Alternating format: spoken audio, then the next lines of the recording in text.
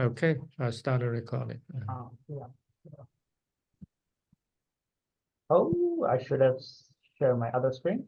Maybe 1 second. This one. Yeah, yeah. So yeah, you can still see that, right? Yes, we choose serum, poison Truth machine. serum. Yeah. Poisoning machine learning models should reveal their secrets. Yeah. So this is actually a paper that has been written by Reza Shokri, who is actually very renowned or getting traction in the field of trustworthy AI.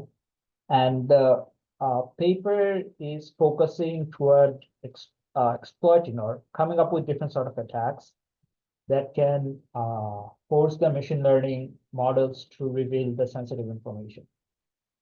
So basically, the how in general the model is being trained in distributed systems. So therefore there will be like different users who are actually participating in the model, and they will share their data, and using their data and their update, the central model will the central server will train a model that will reflect the different sort of data that different sort of user has.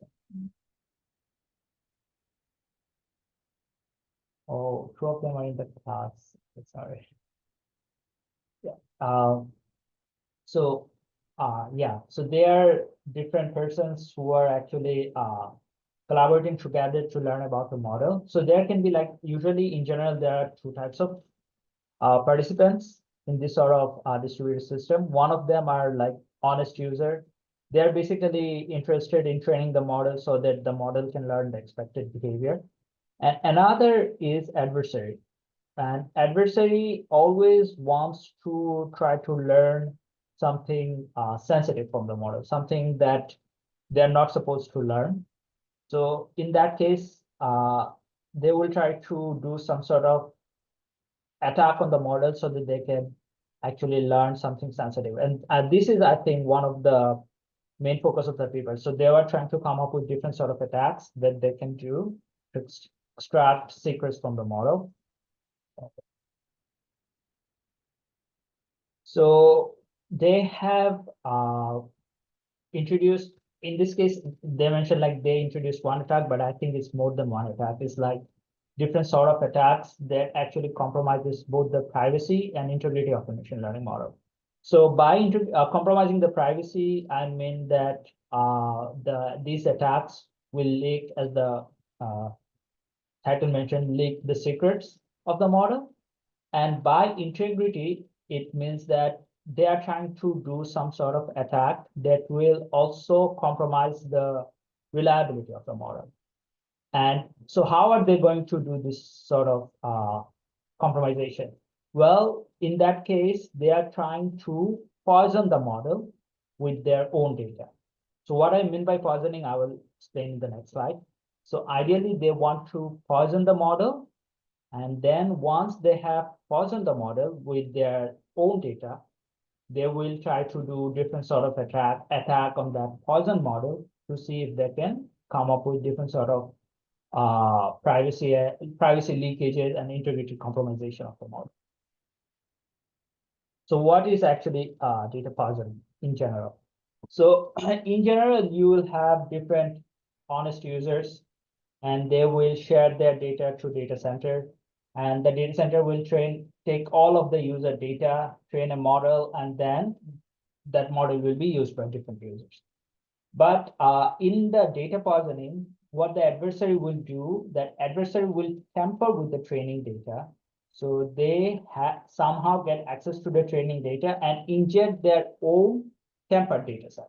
So their injected data set is of a different type, or they generated their injected data set with a certain attack in their mind, and they inject their own data set so that their data set is included in the training data. And the purpose of this sort of poisoning attack is to make sure that the adversary can perform their attack so that the model of the deployed model reliability is compromised. So I'm just wondering if there's any question regarding the data poisoning attack, like what is actually this attack and how this is usually done. Like, I was wondering if there's any question regarding that.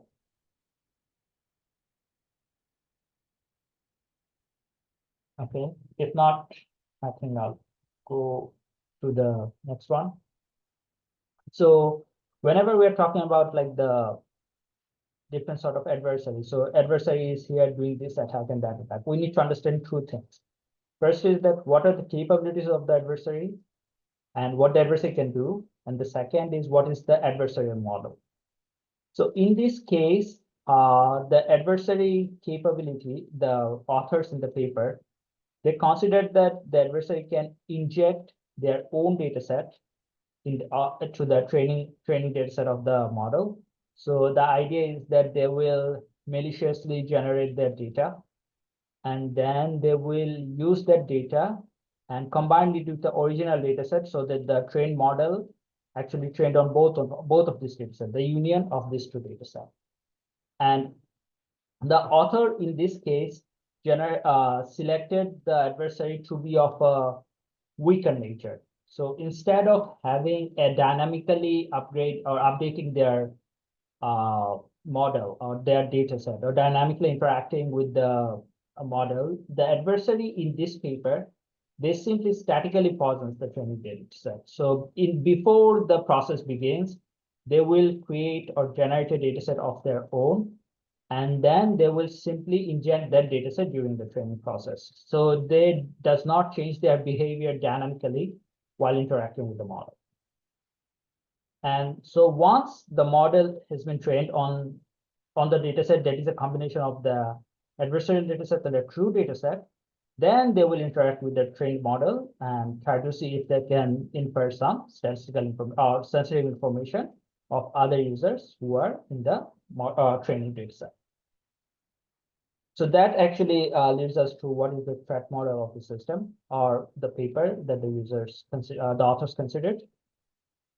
So the threat model considers that the model is the machine learning model that is deployed is trained using a combination of the original data, the true data, and also the data that the adversary provided, the adversary data.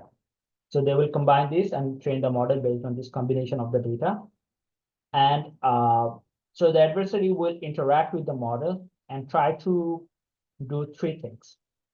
First one is that they will try to infer if a specific data was used during the training process. So if my data is in the training data set or not, this is what they will try to infer. And this is known as the membership inference attack.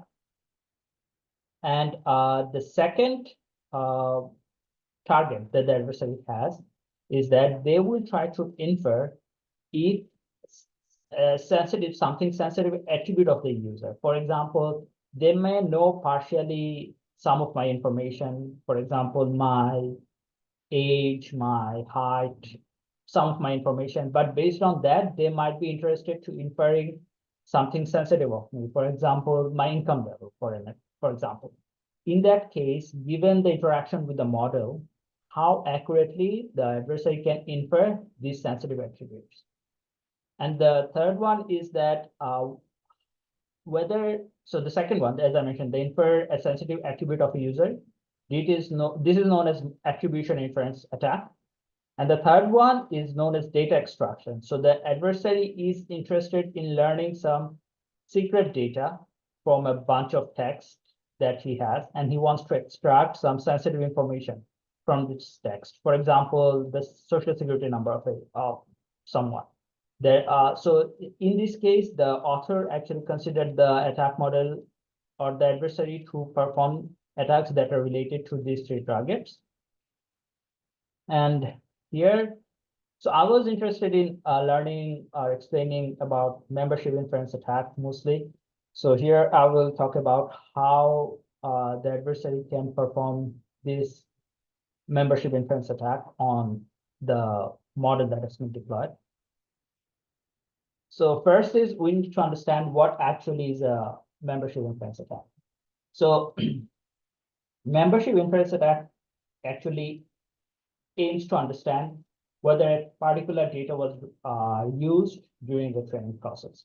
So let's just say I have a black box access to the training model. I don't really know what are the training data that has been used. So I just use the model and then extract the result of the model to perform my my analysis, for example.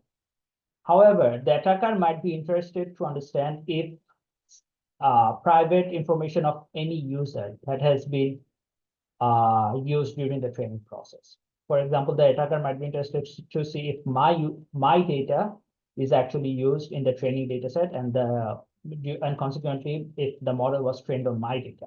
So that is the purpose of the adversary. They want to understand if my personal data is used or not, and this is what membership inference attack means. So in that case, the most prominent or the most conventional way of performing this attack is to exploit how the model behaves into the data that it has previously seen versus the data that it has not seen. So usually what would happen is that in most of the model you can have is you have a training model that has been explored. And if the model is being trained on a very specific data, it will behave differently compared to the test data that it has not seen before. And just by analyzing this difference between the corresponding results, it is possible to make some sort of inference whether or not this specific user data was used during the training process. Now we can actually give a simple example that uses this poisoning attack on performing the membership inference attack.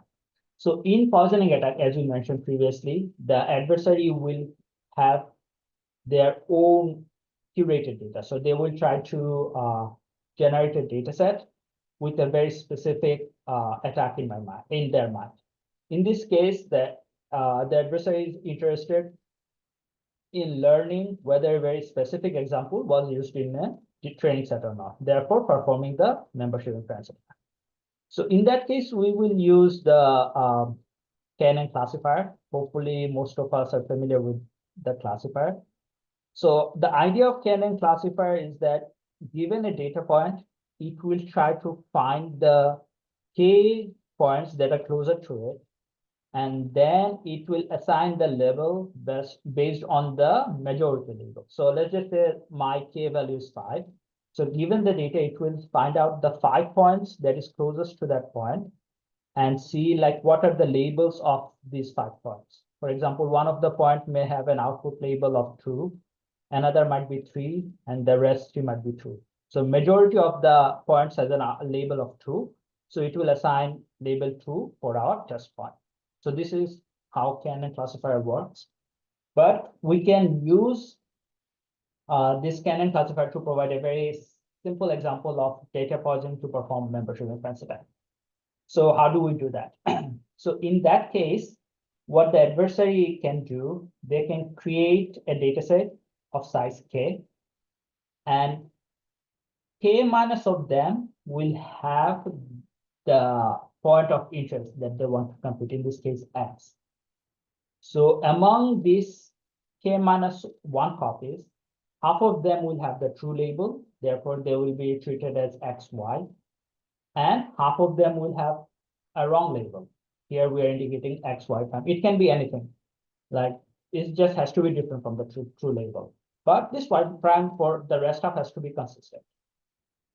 And so we have k minus 1 copies of x. There is one more point, which is actually the input would be x prime. And the idea is that this x prime should be very close to x, so that when we are trying to do the neighboring, find the neighbors, it can fall into that circle. And also we are trying to label this final point has the same label as the wrongly or mislabeled data. Now we have created our dataset of our desired size.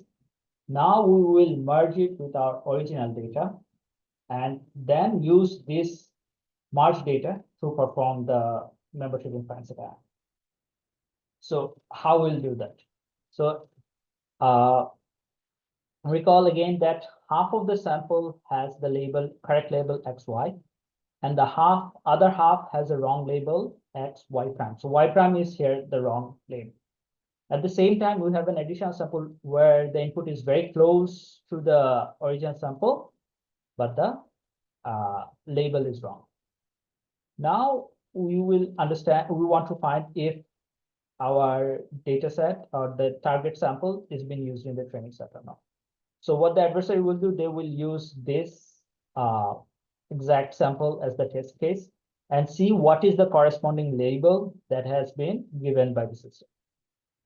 Now, if our given sample XY exists in the training data set, so it will make sure that here half of them are Y, and one along with this one additional data that is already existing in the training set, it will result in Y as our majority label class, because it will see that, hey, most of the close neighbor has a majority level of Y, so it will treat Y as the correct label, and it will return Y as the label of the data. And therefore, when the adversary will perform this special case test and you see, okay, I get the correct label as Y, he will identify that, okay, in that case, this sample was actually in the training data set, and therefore it is he has correctly performed a membership inference attack.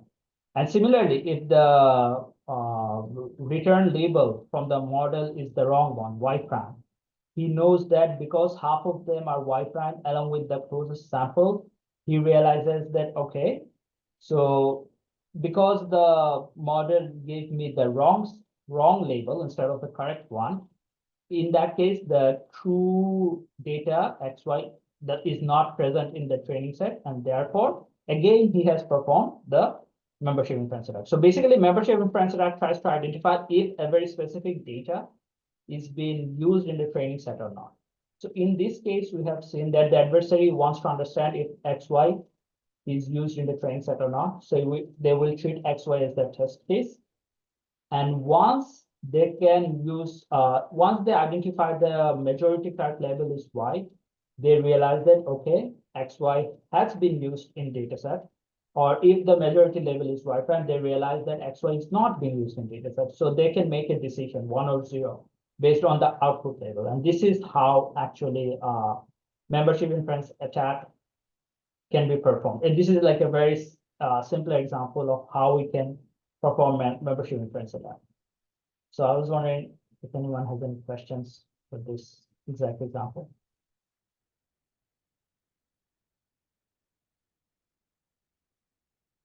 Okay, if not, I'll move to the next one.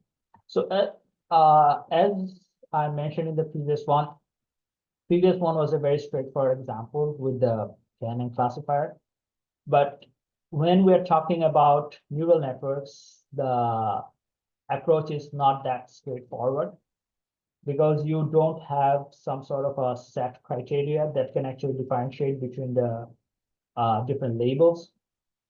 Ideally, what you can do, or theoretically what you can do, is that you can come up with an optimization problem that can actually maximize the distinguishability of the model. So you have one model with the data of interest in the training, and another model that does not have the data of interest in the training. And you can come up with an optimization problem that can maximize the difference between these two for a specific output. However, it can be very expensive to do computationally. So how we can extend the previous example of the KNN classifier to this neural networks? One of the most important observation for membership inference attack in neural networks is that these neural networks are most vulnerable to the data that are outliers. So, for example, if most of our data, given data data is within the, I want to say, like within the normal behavior, like the inliers of the model, then it is expected that the model will behave an average case, and therefore the model behavior should not differ that significantly. However, if you give an outlier, and in that case, the model behavior will change significantly when the input is that outlier. And this is one of the important observation, and we can utilize this observation to actually perform the membership inference attacks on the on our trained model that has been deployed. So ideally, or in general, the main idea would be whether we can find out some sort of an outlier that can actually help us identify how different the model behaves. And based on this difference of the model behavior, we will try to understand whether we can perform this sort of membership inference attack or not. So this is actually a very important observation that will be utilized in the later slides to actually understand how we can do this sort of attack. Can I ask a question? Yeah. This is when you say most vulnerable sample are data outlier, is this specifically to k-mean clustering or I'm talking about neural networks mostly. neural network? Yeah. Because in the Uh, k-means, we can have like this number of neighbors that we can talk about and say, hey, this okay. is the majority. But Mhm. there's no like straightforward cutoff for the neural networks. I guess I'm surprised when data out so if a training data had the outlier, then I mean that training data is not good training data. I guess Yeah. So that's the thing. We are not trying to make training data so outlier. That's not what we want to do. So okay. let's just say my data or several other user data was actually used in training data, and they are within the expected behavior. So they are inliers of the model. Okay. But I want to do some sort of trickery to make sure that my data is actually considered as an outlier by the model. Okay. So this is how I would like to do the membership inference. I see. So yours that data outlier will most likely occur when we are poisoned the data. We are sorry. The data is poisoned.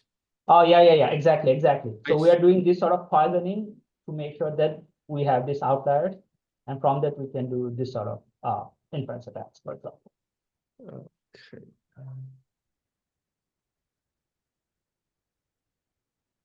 Does it make sense? Yeah, thank you. Oh, Thank you for clarifying this. Yeah. So, okay. Yeah. Okay. So now, yeah. So before one of the so going through how the paper did the inference attacks, one of the important thing to understand is like shadow model. So usually in membership inference attack, shadow model is actually used a lot. So what actually is a shadow model? So shadow model is where the attacker is trying to simulate the target model that he is willing to target. So for example, I know that the original model is a neural feed-forward network with 5 hidden layers and stuff like this. So I know the architecture of the model, but I want to simulate the target model. So what I can do is that I can have a bunch of shadow models, and using that shadow models, I will train the model based on my own data. So let's just consider here the shadow model 1, and I will train the model based on my own data and get some of the predicted output. Now what I will do is that I will take shadow model 1. How do you know which data is outlier or poison data? So actually, this is a good question actually. So we are not knowing, so we want to inject poison data. So we want to inject the data that are poisoned so that we can make that data outlier, the original data outlier. So in general, even though in our model, there are all the data that are within the expected bound, whenever we are doing the poisoning attack, so we are artificially injecting different data that actually make the true data that is within the defined structure that will make that true data an outlier. So this is how our target is to do this sort of membership inference attack. Does it make sense? I'm not sure. Seema, does it make sense to you?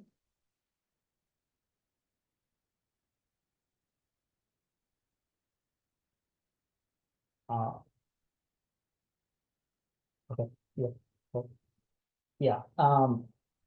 Yeah, so back on this shadow model. So in that case, so how this shadow model works is that I have some model and I have a data of my own, and I will use that training data to train the shadow model. Now what I will do is that I will test this shadow model with some data that where I know that were in my training data, and some data that I know are not within my training data. So I will train that, I will use those data in my shadow model and see what are the difference in the classification predictions. And based on this difference of the classification predictions, I will try to train a separate model that will understand that if the difference is within this structure, then it is within the training data. And if it's not within that structure, it is the testing data. So this is like how general the shadow model works. And usually it is expected that if you have a larger number of shadow model, you will have a more diversity or more difference that you can accumulate and have a more overall understanding of the difference of the training and testing data. So usually this shadow model is actually very effective in identifying the membership inference attack. And this is actually I took the screenshot from the Razor Showcase, one of the presentation where we talked about the shadow models. So, and this will actually very effectively let us know how we can perform this different sort of membership inference attacks. But for this paper, truth serum, oh, sorry. So they considered a baseline. I think I mentioned here that they trained n number of shadow models for their experiment. The value of n was 128. So they trained a certain number of shadow models. Half of them have the data that they want to infer. Like they want to understand whether this XY was in the training data set or not. So half of the shadow models had that data in the training set, and the other half does not. And for their baseline, like this is without, when I'm saying baseline, it means that I'm not doing any sort of poisoning attack or anything.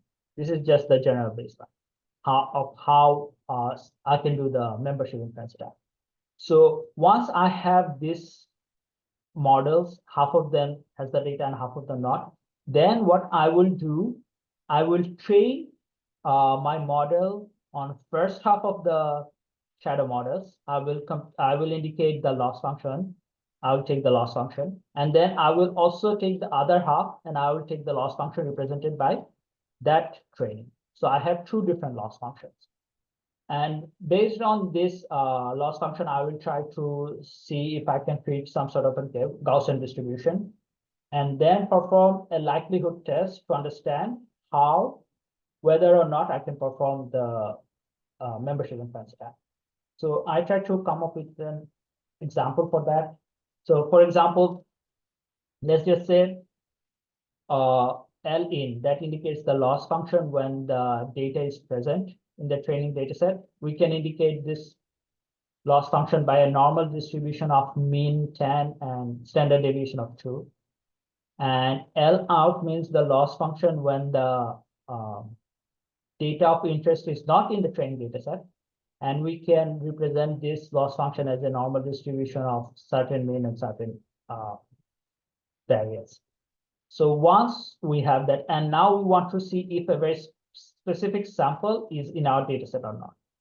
So what we do is that we want to do the likelihood data. So what we want to do is that we want to get the likelihood value for this input, we want to get the likelihood value and get the ratio. And for this specific example, L in and N out and x equals to 12, we realize that the likelihood ratio is actually less than 1. So it actually means that this value indicates that the data has most likely come from the L in, and it means that this specific x equals to 12 data is actually present in the data set, because L in indicates the loss function of those points that are within the training samples.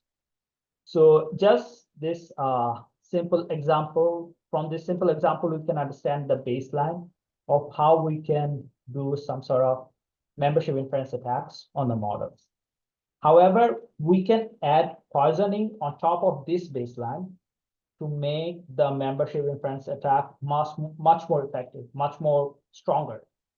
And this is what the authors did in this paper as well. So they added poisoning on top of the baseline to do the membership inference attacks. And in that case, they had mainly focused on the targeted poisoning attacks. So by targeted, they means that they wanted to identify if a very specific sample was used in the training set or not. So that was the main target of the targeted poisoning attack. So in that case, what is the approach that the authors did? So here, look at the data X has a true level of Y. So when the adversary is creating their own data set, what they do is that they take the true data X as it is, but they flip the label. So instead of saying that this true data indicates the label Y, they say that this true data actually indicates the level of Y prime. And consequently, they will create a different number of these Poisson samples, 2, 4, 6, 8, different number of these Poisson samples. And based on this different number of Poisson samples, they will have generated their own data set. And finally, the model will be trained on the original data set that is combined with the adversarial data set. So let's just say the adversary has generated 4 of these Poisson samples, injected samples, where it means that X, comma, Y prime is 4 times, and X, Y, let's just say in the original data set, they are just 1 time. So this set of explicit injection actually make that true label even an outlier. So making that main important observation that we want to make our original data outlier to make sure that we can identify the model's behavior based on this outlier. And this is what exactly they are trying to do here. And under this attack, they actually varied like how many numbers of Poisson samples that they can have, and what is the corresponding change in the result, or the corresponding change in the performance of the model. And for that, the figure on the right, the experiments were done in the Cypher-10 dataset. So the different images had like 10 different labels, and I think they explicitly changed the labels of one of the images, number of ejected images. And so what they did was they considered a very specific false positive rate. So I needed to refresh my mind of like what are the actual definition of false positive rate and true positive rate. So I have a picture here. So false positive rate would actually indicate how many of, so here, like how many of true label that has been falsely classified. So like actually value, so actual value are true, but you are actually saying that the model is saying actually 1. So this is what the false positive rate would say. And similarly, the true positive would say, hey, how many of ones are actually correctly been 1 and not has been 0. So how many of them are correct? How many of true positive has correctly been identified as positive? And how many of the true positive has been falsely identified as, true negative has falsely identified as positive. So these are what true positive rate and false positive rate meant. So for this analysis of this figure, what they considered is that they considered a very fixed value of false positive rate. Let's just say, yeah, let's just say 0.1. So our false positive rate is 0.1. And the blue dashed line, it indicates the baseline. If you recall the baseline experiment we had where we compared the loss, we do the likelihood ratio of the loss function, and then based on the value of likelihood ratio, we wanted to identify whether or not the data was in the training data set or not.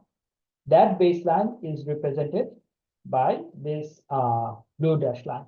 So here we are not doing any sort of poisoning attack or anything. There's no injector samples, nothing like that. Now what we do is that we start increasing the number of poison samples, and this is like the different colors indicating different number of poison samples. So one of the important or interesting thing is that I think 0.1% might be this 10.03, 10 to the power minus 0.3. Here, for this specific value of false positive rate and this value, okay. So for this specific value of false positive rate, without any poisoning, you have a certain value of true positive rate, which is very close to 0.1, I would say. But if you do or inject 8 number of samples, for example, this true positive rate indicates by 8 times, just doing nothing but injecting 8 injected samples. So this is what they show, like by varying different false positive rate, they shown that for different values of false positive rate, if we do even a smaller number of injection of injected data, we can actually very highly infer whether or not the actual data was in the training data set or not. And also to identify like whether it is actually degrading the performance or not, they actually also computed accuracy under each of these injected data. So for example, if they have injected 8 data in their training sample, whether the test accuracy reduced significantly or not, they saw that the accuracy actually reduced from 91 to 88%. So not that significantly, it still degrade a bit, but not that significant. So I'm wondering if it is clear, this figure, or what actually this figure is actually mean. I guess can you clarify in that figure on the bottom right on the screen, the true positive rate is increasing when there are more poison? I'm a bit confused by that. What does that true positive rate mean? So I think in this case, the true positive rate would mean, so let's just say I have no injected samples. In that case, I have some very smaller value of true positive rate. It means that I have smaller value of TP. It means like if there are 100 positive, I have correctly identified 60 of them as a positive. And then, one more thing I should have mentioned it here. By positive and negative, or 1 and 0, I mean 1 is that the member is the data sample is within the training set, and I have identified them. Yes, the data sample is within the training set. And 0 is that the data sample is not within the training set, but I'm saying that the data sample is within the training set. I should have clarified it. Actually, I see. So basically, it's a targeting inference target positive. Yeah, that makes sense. Okay. Yeah, so it's basically like you have 0, 1, like 0 meaning as I mentioned, if the data set was present in the data or not, and the 1 is if it is, you are correctly predicting it, and then you are doing this targeted, exactly the word targeted. You are doing this targeted poisoning attack. I see. You are trying to see for a very specific value, you can just increase the number of correct inferences or not. What is that gray line? So that was my question as well. Then I realized that it kind of mimics, like if your false positive rate is 10 to the power minus 2, true positive rate is 10 to the power minus 2. If your false positive rate is 10 to the power minus 1, true positive rate is 10 to the power minus 1. So it kind of mimics that straight line where it's just a diagonal. It's supposed to be the diagonal. Yeah, so kind of like from the perspective of like if you are trying to make a random yes or not, like if it is Nice. random, is always on that one. I think that's what that meant. Mhm. So yeah, does anyone have more questions on this? Because right now, what we'll discuss is that this is the attack that the authors has done, and they had several questions that they wanted to ask and get the answer. First question they wanted to ask was like why their attack works. I think it was quite expected. At least I thought it was quite expected because it it again utilizes the idea of difference in the distribution. So let's just say let's take this first row as an example. So here we do not have any Poisson data or anything, right? And as you can see, we have two different colored distribution. And when I say distribution, these are the model's confidence score distribution. And red indicates when the given data that you want to understand this, whether it's a member of the training data or not. Red indicates that it is actually a member, and blue indicates that no, it's not a member of the training data set. So when you are not poisoning your data set or anything, they have very significant overlap apart from these two. I'll come back to the reason why this two is different. But other than that, the rest three are overlap. Without any poisoning, you cannot very significantly identify the difference between the two distributions. But as you start increasing number of poisonous samples in the model, you see the blue distribution, it starts to go toward the left of the red distribution. So this, where's my mouse?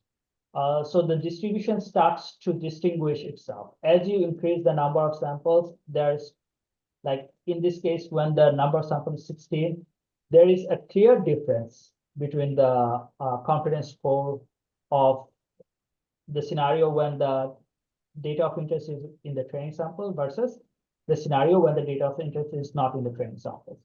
So this is the main reason why their attack works, because they are trying to make sure that there is this differences. So the confidence score diverges themselves, and therefore they can actually identify the point where it diverges, and then utilizing that, they will try to say that, yes, this data is within the training data or not.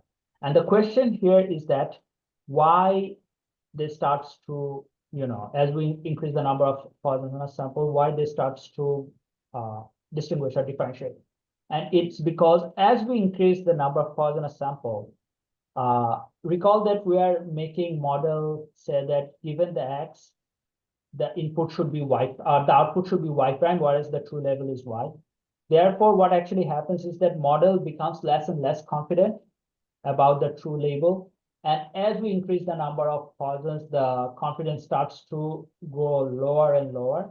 And therefore, there is this difference of this confidence score. And consequently, because we're increasing the injected samples, it is actually making our true sample an outlier. And therefore, we have a higher influence of our target samples when we have this difference in the confidence score. Can you explain what is the confidence, a model confidence? Okay. So like, for example, let's just say in here, we have 5 different classes. I'm not sure if you can see or not. It's a boat, car, bird, cow, and let's just say cat. I don't know. Let's just say this. So given an input, I think the model will say whether the given image, it is a boat, car, bird, cow, or cat, right? So the output here can take one of 5 possible values, right? So whenever the model infers that, okay, given the image, it is bird. So how does the model infers that?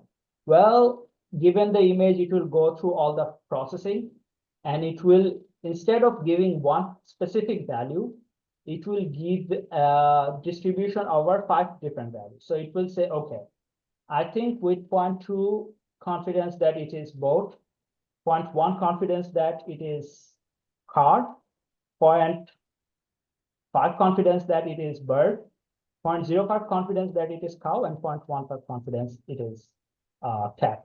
So we have this distribution that based on the number of possible value the output can take. And when I say the distribution of the confidence score, this is the exact distribution that I meant.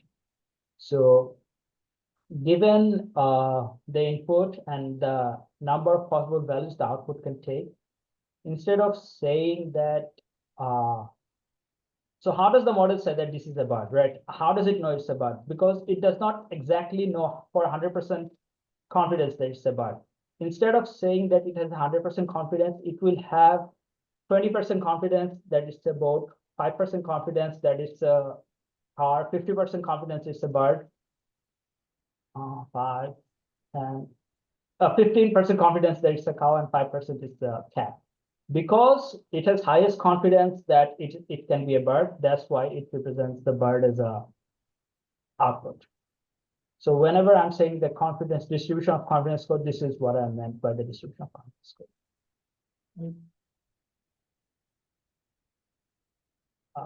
Does it make sense? I guess I'm still not clear about the figure on that panel on the right of your screen. So each row is the confidence score for that particular image? So each row, yeah. So this one, right? So whenever the blue indicates that the confidence score distribution when this image was in the training set, not in the training set, and that indicates the confidence score distribution when this image was in the training set.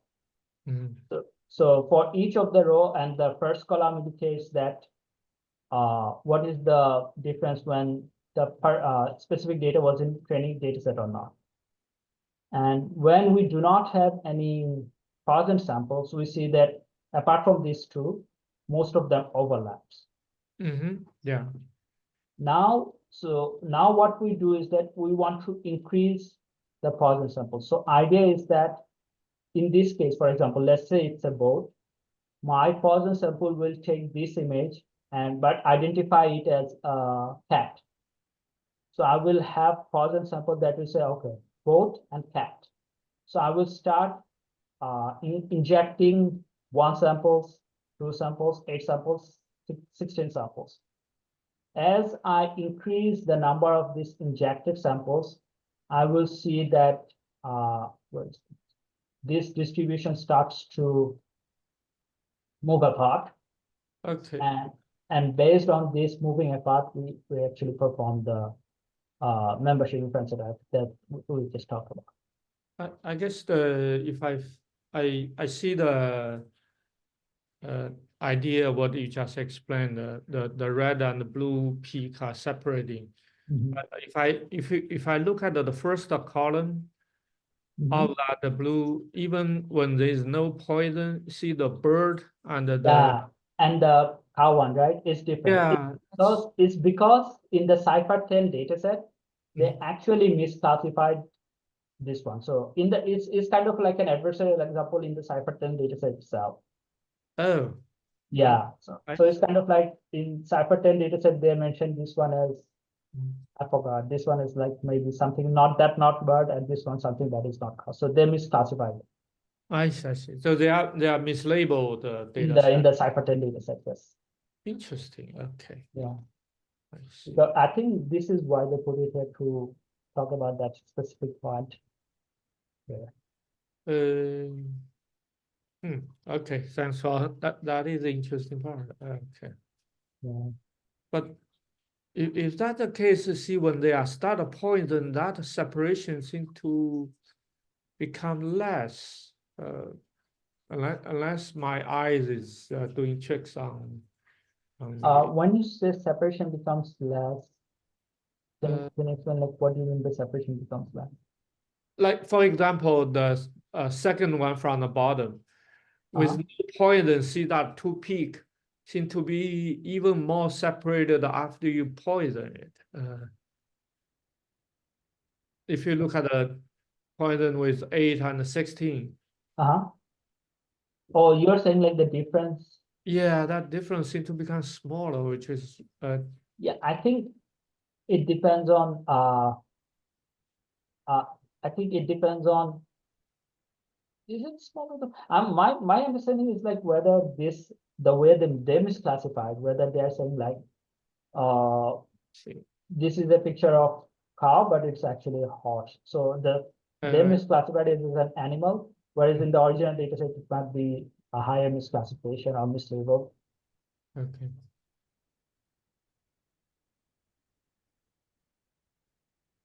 Okay, I think I've yeah. And Yeah. yeah, so this was like the main idea of the figuring out why the attack works. Mhm. And the next question is, which points are most vulnerable, or they found out? And this is one of the interesting results of this paper, is the points that are inliers, not an outlier point, the inlier, because they are trying to perform an attack to make these inliers an outlier. So if in my original data, the data itself is an outlier, there's no, you don't gain much information by making an outlier an outlier. It's always like a very minimal increase of information. But if you make an inlier and outlier, you are actually gonna get a higher amount of information. So this is like basically what they are showing here in this case is that ideally, oh, where is the mouse? Ideally, this blue line is for the outlier. Without any poisoning, if there's like how much accurately you can do the membership inference, and with poisoning, how much you can do the membership inference. So there's not much of a gain because it's basically the same idea. They're already out there. You can't really make an outlier again. But whenever you make an inlier and outlier, this is when you gain the maximum amount of information. This is what they are showing here. And I think this is kind of the main idea of the membership inference attack they have performed during this poisoning attack, where they're intentionally trying to make an inlier and outlier so that they can actually infer or gain maximum information, and using this information perform this attack. But can you explain what inlier means here? So inlier means like basically the points that are not outliers. So if the average case behavior, like if a given a point, if my point is, or let's just say my model is trained on different data, Mhm. and all of them have a very similar behavior, and therefore we can come up with a more average scenario. And the inlier point will actually replicate something that is very close to that average behavior. Mhm. So this is what I meant by the inlier.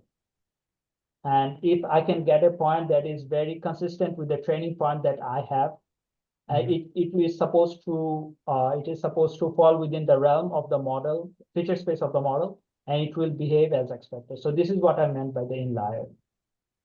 And whenever I have that sort of data, if my membership inference attack training data of interest is actually that sort of data, this is when I can gain maximum information to perform the membership inference attack, but making sure that this point is an outlier so that I can get the maximum information extracted. Yeah. Does it make sense? Uh, yes, it certainly start to make sense now. So Thank this is kind of like the overall basic of the attack. They are trying to make points outlier to extract information from them. This is what they're most interested in. And which actually, so there's, it's actually, I think this is the next one. Yep, yep. So they also wanted to understand whether they do need the shadow model or not. So in that case, like as I mentioned previously, they have trained different model to understand the difference in the distribution of the confidence score, and then using that, they try to identify if a given point is a member or not. So excuse me, as they start increasing the number of points, they realized that they can actually come up with a global threshold to identify if there's a difference between the true distribution or not. And so here you can see, for example, in this case, this is kind of like a more or less, as with the increased number of points, there is kind of a more or less a certain threshold that can actually help us identify if the true distributions are different or not. So they actually use this observation and say that if we are running low on resources, if we do not have enough resources to train a bunch of shadow models, we can actually simply come up with a fixed threshold. And using that threshold, we can identify whether or not the point of interest is in the training data set or not. And this is what they also did in this figure where they showed like this one. For example, if one Poisson data set without the training of the shadow models, just by simple thresholding, they found this result. And with the training shadow models, they found like obviously a better result. But as they increased the number of Poissons, they realized that the difference started to get lower and lower and lower. So they mentioned that if someone is running low on resources, it might be a good idea to just come up with a threshold instead of shadow models. In that case, the attack can also be make easily, or the attack can be performed rather easily rather than making computation expensive. And this was, so they have answered a lot of questions. Another one is that, does the choice of level matter? So in that case, one question.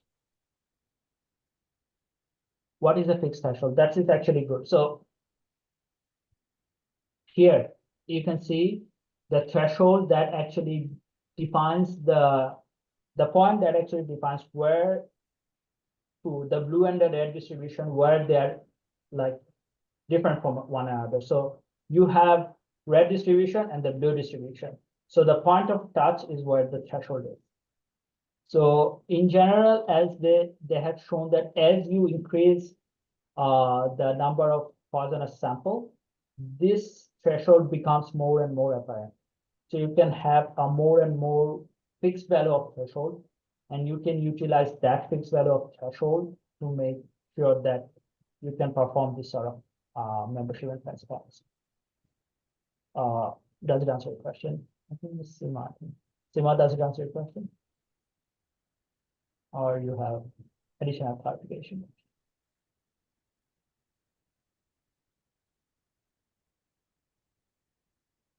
Yeah, so how do you find it? I think in this case, they found it by performing a test on the Cypher10 dataset. So they use the Cypher10 dataset, and using that, they actually come up with this threshold. So I think in that case, how I would go about and do the thresholding is that I will start by doing a simpler experiment, smaller amount of poisonous injection to see if I can come up with that value of threshold. And once that value of threshold is apparent, I can just stop it there and indicate, like, for example, hey, this is the threshold value for the future references. When we're using this sort of data, you can just use that sort of that threshold value instead of doing this experiment over and over again. This is how I would come up with this threshold. I don't think they explicitly went through the paper of how they come up with the threshold, but this is how I was thinking of coming with the threshold pattern. So, any more questions? Oh, okay. Okay. So moving on to the other question. So, does the choice of label matter? So what they meant by the choice of label is that they want to mislabel the training samples. So previously they have, as I mentioned, they given the input X, they mislabeled this as Y prime. So all of the previous, up until this, all of the previous tests they did, they just randomly selected a label. Like, for example, here in this case, it is boat, but they want to mislabel it. So they just randomly selected it as, for example, a bird. there were no intuitions or no explanations behind why they have selected bird.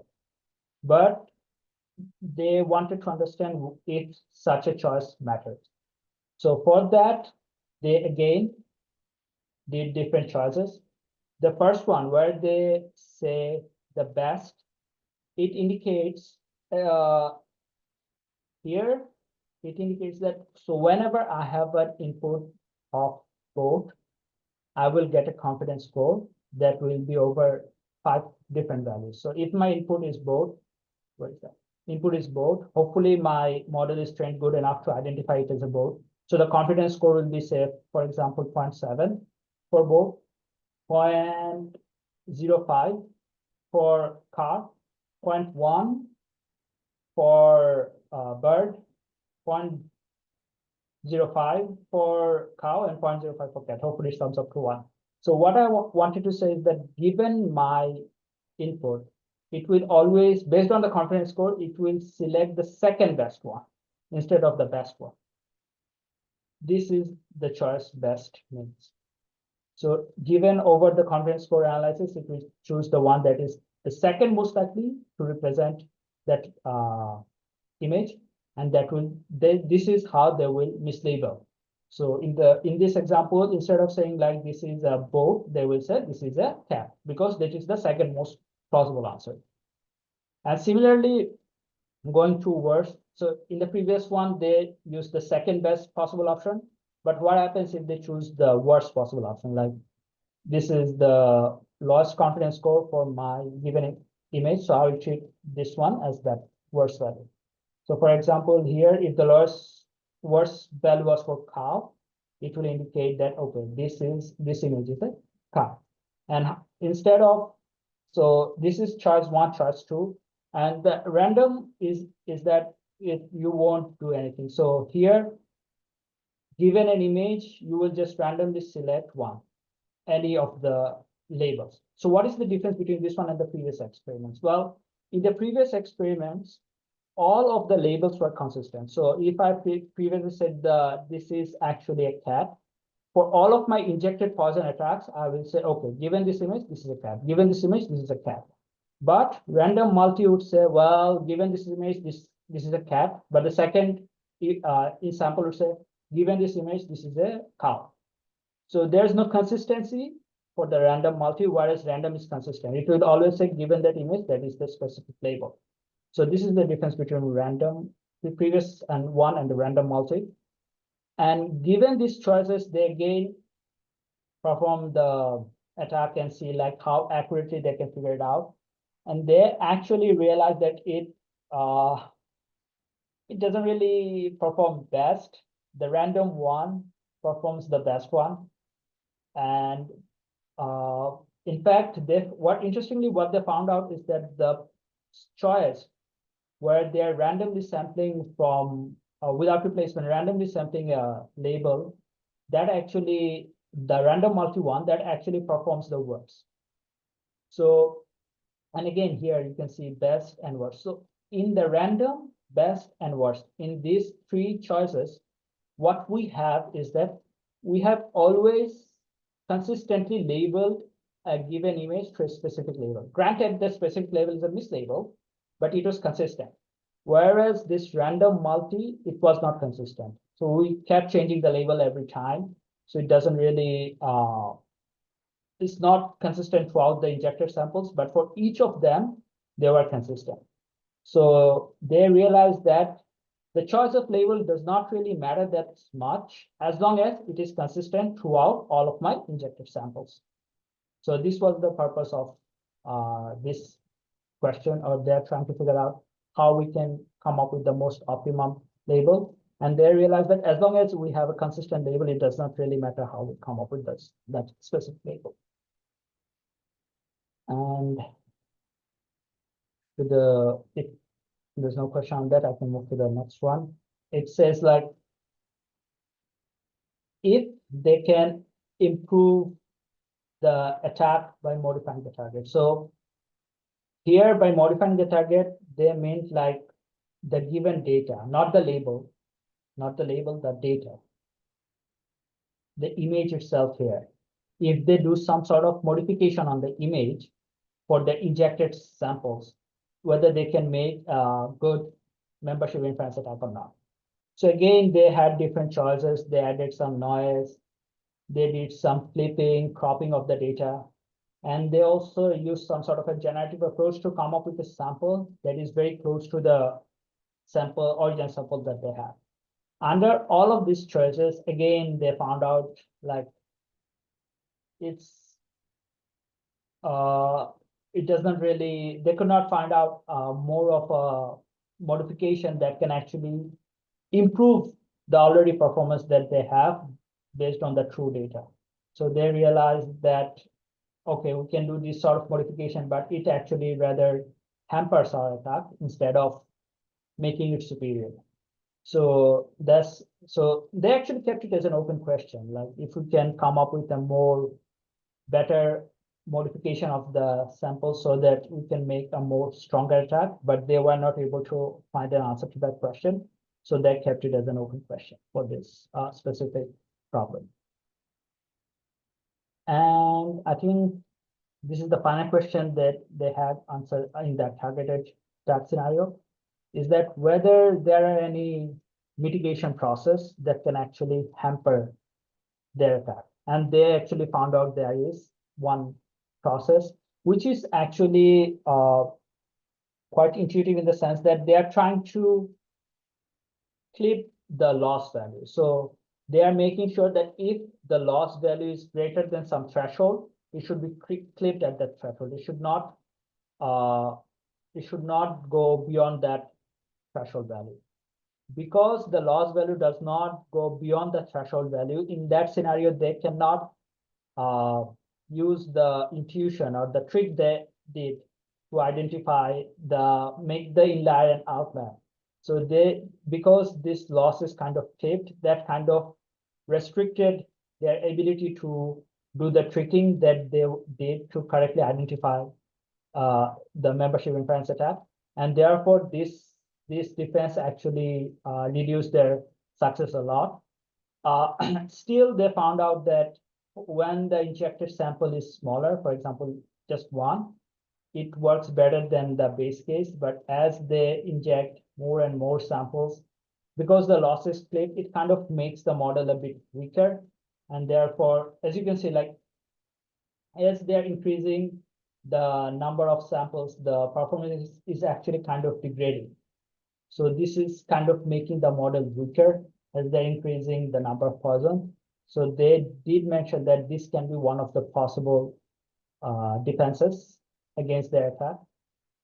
But this is for the one case where you have a very specific attack in mind. So what happens if you do not have any specific attack in mind? So you want to increase or make sure that all of the samples in the training data, they have the privacy leakage. So this is what they did in the untargeted attack. So they want to increase the privacy leakage for all of the points in the data set, not just specific one. So in this case, because it's a very stronger attack compared to the previous one, they also considered a more stronger adversary. And in this case, this specific example, they considered two-party scenario where one of them is the malicious entity, and he wants to identify he wants to perform the attack on the other server data. So this is the strong adversarial scenario they considered. And similar to the previous targeted attack, they randomly flipped the data label for all of their data, but they made sure that the target value is consistent throughout all of their data. And once they did this sort of untargeted attack, again, they realized that it is possible for them to make a more stronger attack, which actually increases the untargeted, which actually increases the privacy leakage for all of the input data. And basically, the idea was to make sure that all of them becomes the outlier of the data. And interestingly here, they just mentioned about it, but they did not went through it. They mentioned that the clipping in this scenario for this untargeted attack does not provide much of the much of the protection without significantly reducing the test performance of the model. So they just given they just did an what is that experiment. That's where they've shown that the test accuracy reduces significantly if they want to employ that clipping of losses when they're focused on the untargeted attack, but they did not went through like the intuitions behind it, like whether that may happen or not. They just presented the result, and that was about it. And this was like all I had. I actually mostly focused on the membership inference attack.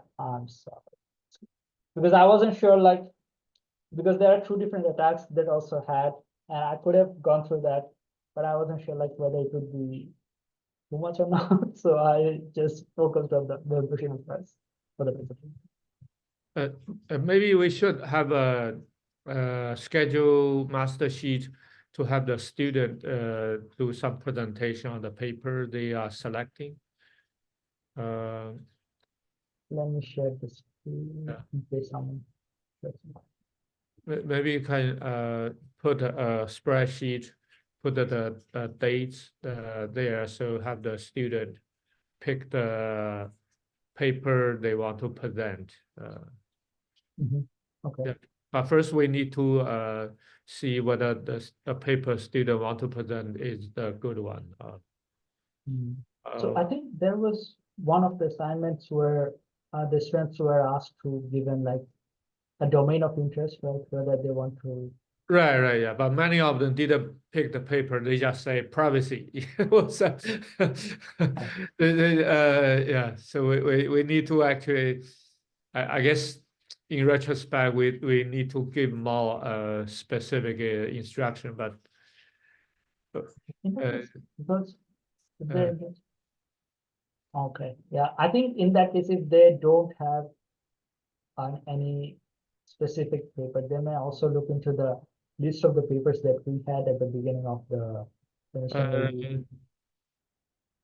Good point. But in that case, if you don't let the student pick, list all there, we may have all the student pick the same paper they want to present. Right. So it'll be. I would suggest we have a common shared spreadsheet with the date and student name and the paper paper link of the paper. And, yeah. So then we have the given that we have so I think we have 4 graduate students. Do we have 5? 4 or 5? 5, I think, yeah. Yeah, so that means each student need to present 2 papers. Oh, okay. Yeah. But that's say the Steve is just here enjoy. He's auditing, so he doesn't have to put that. So yeah. So,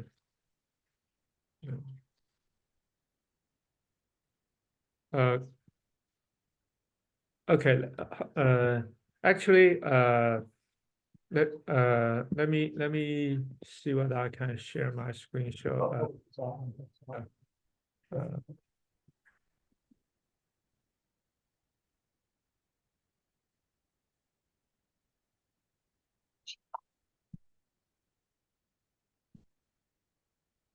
Yeah, so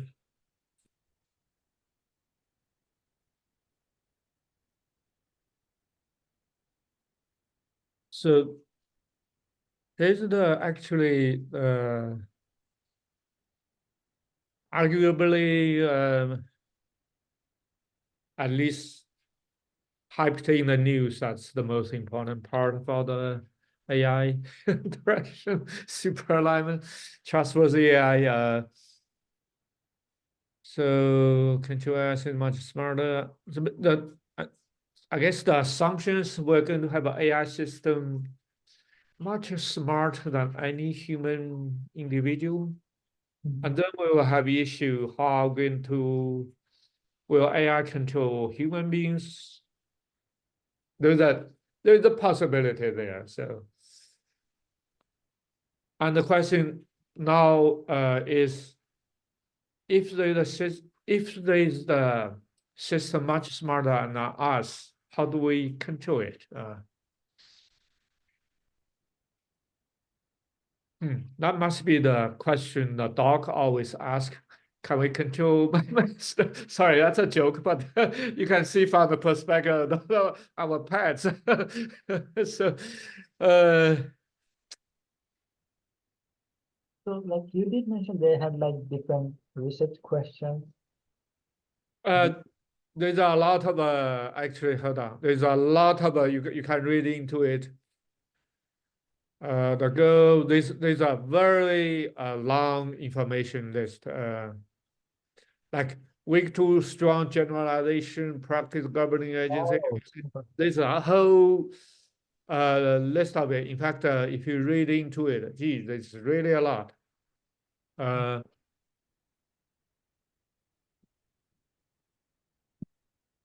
thought, hold on, there's this is actually an old one. Safety alignment, right, latest update. Yeah, there. oh, okay. Super alignment, fast ground. This is actually further program detail.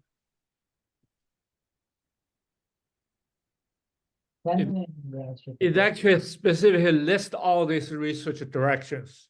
Weak to strong generalization, interpretability, mechanistic interpretability, top-down interpretability, scalable oversight, honesty, understanding chain of thought.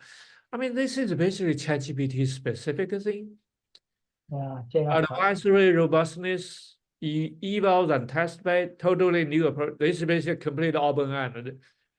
You can have anything goes there. So basically, and they have all this, and they even list some of the papers.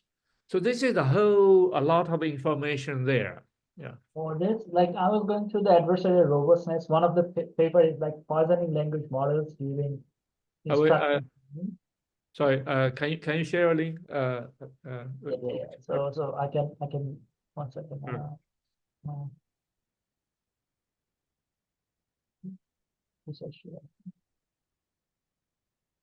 Can you see it? Aha, adversary robustness. Yeah, I'm talking about like this paper. Polygon language. That's certainly is an interesting one. Yeah. Yeah.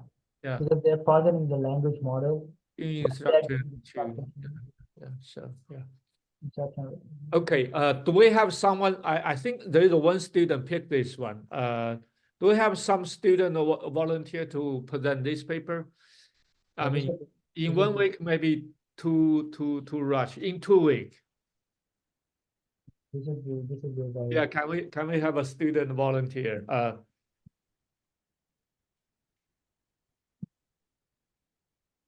We can have a spreadsheet. Ask a student to sign up. Let me see. I can start a spreadsheet. This paper contains aspects of content. New spreadsheet. Okay. I'm going to start sharing my so this is what presentation planning sign up spring 2024 advanced day. Okay, so we have dates, net ID, name, proposed paper, paper or papers, URL. So, well, today is what, 2024, 0123. We already have Sakib presented, which is the instructor. So. And this will be, oh, no, that's not the date.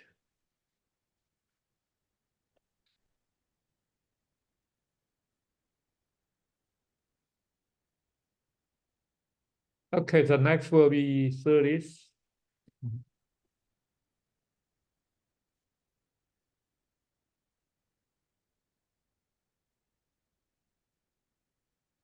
I think that's it.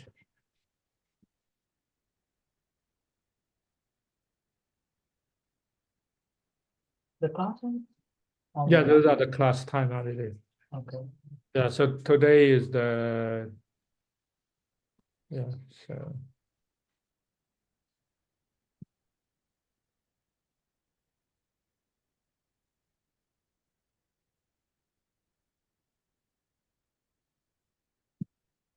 Yeah.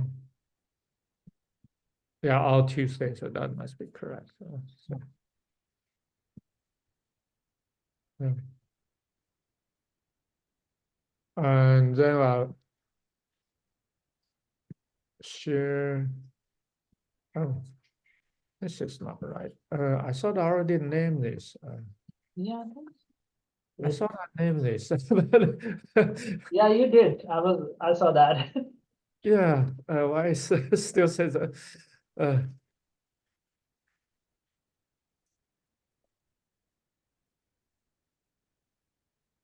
okay, now I'm going to yeah, that cloud computing is not reliable.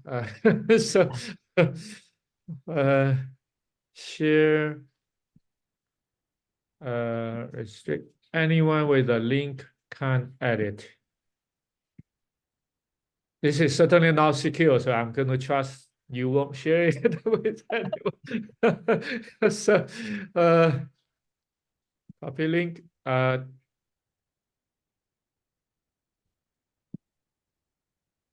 Put in the chat one. I can also put announce it there. So let me also go to the there announced it. Yeah.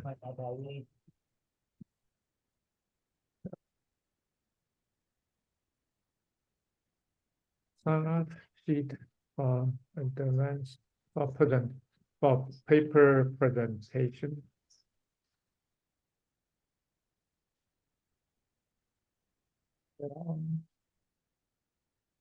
Please use the following link to sign up for primary paper presentations. Oh no, Each student with each student to present twice. Thanks.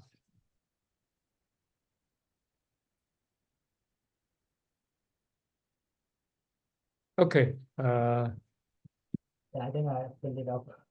Yeah. Yeah. Oh, you already put the link there. Excellent. So,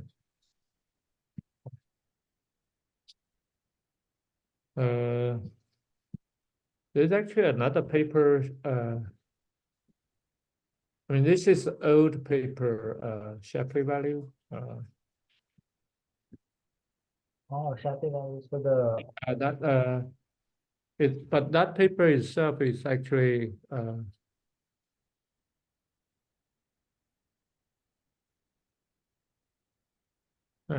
PDF. Yeah, this is not new paper, but this is either when is this paper published? 2070. It's a in AI. This is a very old paper. It's very important paper. Yeah. So.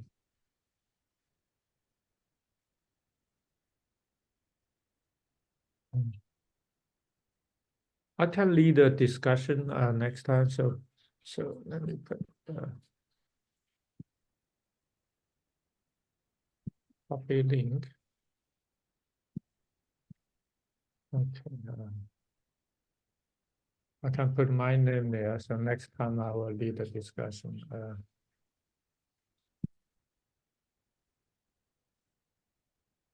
Oops,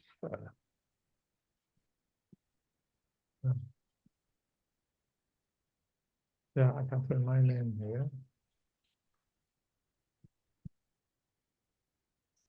Is that really your network ID? No, that's not. Oh, you mean the UTC ID? Yeah, you don't have Ah, okay, that's okay. really for student because that's how we keep it. But you don't have to put there. So, Oh, yeah, okay. yeah. Okay. So yeah, I guess 30s. Okay, next time I would lead a discussion of that Shapley paper. Try my best to. Yeah, sure. Okay. Others. Uh, I'm sure the student going to take some thought, pick a paper. I think there's one is like so Shima. I think at the beginning of the chat she mentioned she, Jiang, and Amin are in the class. Yeah, there are two other. Nafish say she is sick. Yeah. So yeah. Who else? Yeah. Anyhow, we it'll be really a lot. Uh, one or two person have to present the primary paper. That's really a lot. So we have to let everyone participate. It's actually a good practice, good training for the graduate student. Yeah. Sure. Okay. Yeah. Okay. Any other questions?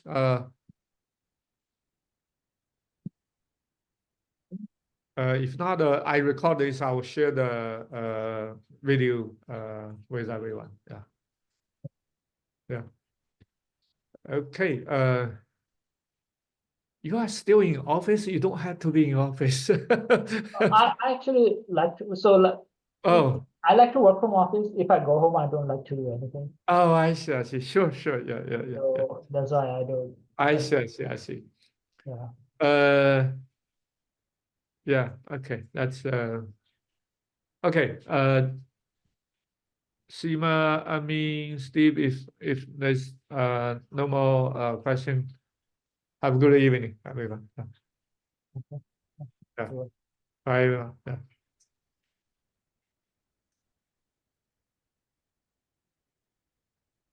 Sure.